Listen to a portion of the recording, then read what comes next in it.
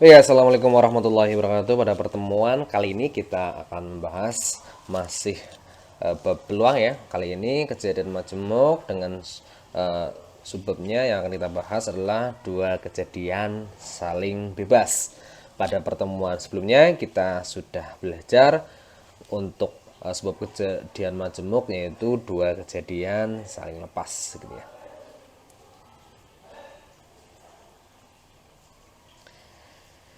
Dua kejadian saling bebas apabila bola pertama dikembalikan sebelum bola kedua diambil. Jika E1 dan E2 adalah dua kejadian dengan syarat bahwa peluang bagi kejadian E1 tidak mempengaruhi kejadian E2, maka E1 dan E2 disebut sebagai kejadian-kejadian saling bebas dan berlaku rumus ya, peluang E1 irisan E2 sama dengan peluang E1 dikalikan peluang E2.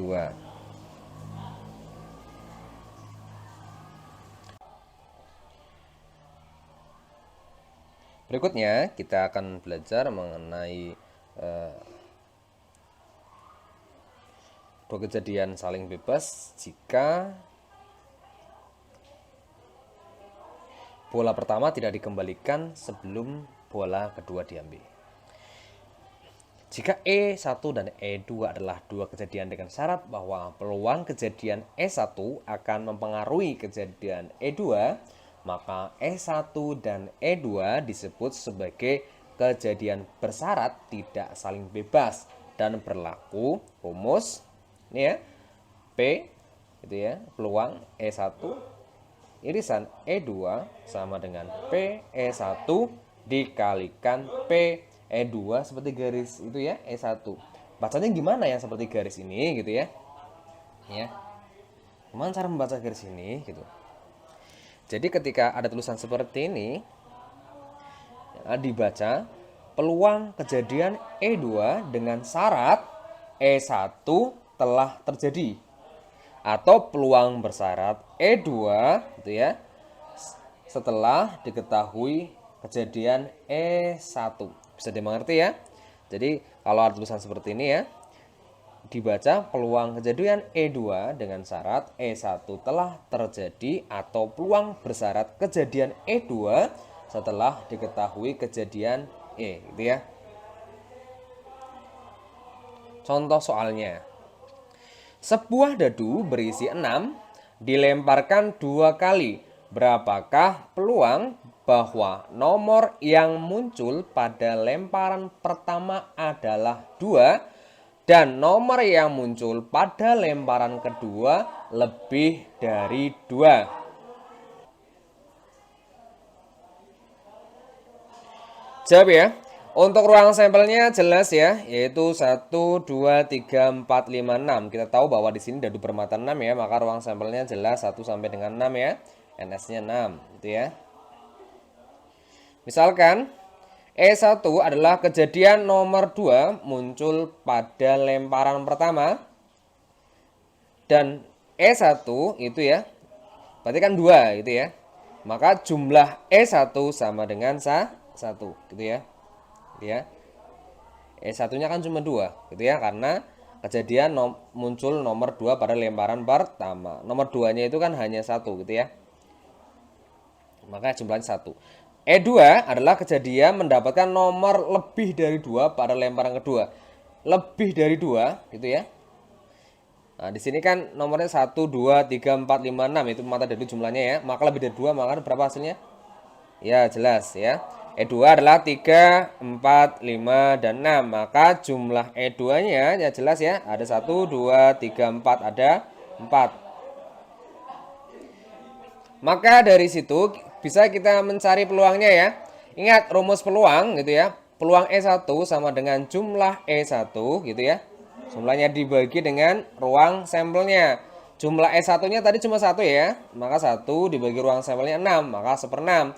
Tapi untuk E2 gitu ya, maka rumusnya sama ya, NE2 dibagi ruang sampel. E2 tadi yang lebih dari 2 kan ada 4 ya. 4 dibagi ruang sampelnya 6, maka 4 per 6 atau 2 per 3. Karena kejadian E1 dan E2 saling bebas, ya saling bebas jelas ya, karena untuk E1-nya tadi adalah 2 ya. E1-nya tadi 2 gitu kan ya. Untuk E2-nya tadi kan lebih dari 2. Berarti kan ada 3, 4, 5, 6 gitu ya. Berarti tidak ada yang beririsan ya. Maka E1 dan E2 disebut kejadian saling bebas. Maka rumusnya ini ya. Untuk peluang E1 irisan E2 itu rumusnya adalah peluang E1 dikalikan peluang E2 gitu ya. E1 berarti berapa? 1 per 6 dikalikan E2-nya 2 per 3 ini ya. Maka tinggal kita kalikan. Kalau operasi perkalian, pecahan tinggal dikalikan penyebut kali penyebut, membilang kali bilang. 1 kali 2 sama dengan 2 ya di sini ya. 1 kali 2, 2 gitu ya. 6 kali 3, 18. Kita sederhanakan itu ya. Dibagi 2 maka jadinya 1 per 9 gitu ya. Jadi peluang berlakunya E1 dan E2 adalah 1 per 9. Sekarang untuk contoh yang nomor 2 ya. Sebuah kantong berisi 5 bola hitam dan 3 bola putih. Diambil secara acak 2 kali berturut-turut, masing-masing 1 bola, tanpa pengembalian. Berapa peluang mendapatkan keduanya bola putih? Dari sini kita bisa mengerjakan yang pertama ya. Jika A kejadian mendapatkan bola putih pada pengambilan pertama, maka kejadian B adalah pengambilan kedua tidak saling bebas terhadap A, sebab tanpa pengembalian ya. Jadi B terjadi dengan syarat A telah terjadi. Maka ya, ingat, peluang itu adalah banyak suatu kejadian terhadap banyaknya seluruh kejadian atau ruang sampel. Dengan rumus ini ya, masih ingat ya, peluang kejadian A sama dengan banyaknya A dibagi ruang sampel atau NS gitu ya. Dalam kotak terdapat 5 bola berwarna merah dan 3 bola berwarna putih. Diambil 1 bola secara acak tanpa pengembalian. Peluang terambilnya bola putih pada pengambilan pertama itu bisa kita rumuskan misalkan P1 ini ya. Ini artinya pengambilan pertama ya. Kita ambil 3. 3 dari mana? Karena yang akan kita ambil di sini yang ditanyakan adalah pengambilan pertama terambilnya bola warna putih. Bola warna putih itu kan di sini ada 3 ya. Maka di sini 3 ya. Dibagi dengan 3 tambah 8, 3 tambah 5 maaf, 3 tambah 5 itu adalah ruang sampel ya. Ruang sampel. Yaitu 3 miliknya si bola berwarna putih dan 5 untuk bola berwarna merah. Maka sama dengan 3 dibagi 8. Itu untuk pengambilan yang pertama. Karena tanpa pengembalian, jumlah total bola menjadi berkurang 1 dan jumlah bola putih juga berkurang 1. Selanjutnya diambil 1 bola lagi secara acak. Peluang terambilnya bola putih pada pengambilan kedua adalah, kita ambil kedua ya, kita ambil lagi yaitu peluang terambil kedua atau kita sebut dengan P2 seperti ini. Ini tadi kan bola warna putih kan 3. Kita ambil 1 kan tanpa pengembalian, maka tinggal 3 dikurangi 1. Tapi jika nanti bola yang warna putih dikembalikan lagi, berarti kita tidak pakai rumus ini ya, tapi rumus yang sebelumnya ya, tidak dikurangi. Begitupun dengan ruang semestanya, atau ruang sampelnya, maaf. Ruang sampel itu kan berarti kan awalnya kita punya 8, tapi kan sudah diambil 1 sama ya, yang warna putih. Maka 8-nya juga diambil 1.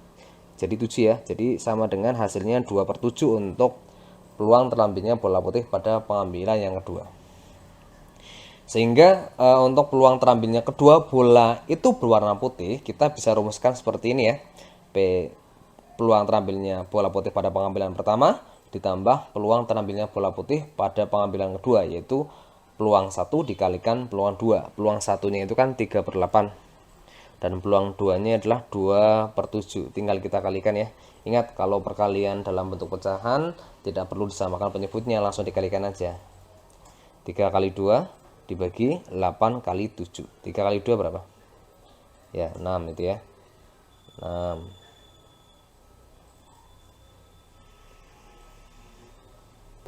Dan untuk 8 kali 7-nya berapa? Ya, benar sekali 56 gitu ya.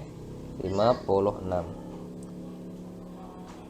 Nah, kita sederhanakan lagi ya, tinggal kita bagi 2 ya. Jadi 3/28. Sehingga peluang terambilnya kedua bola itu berwarna putih adalah 3/28.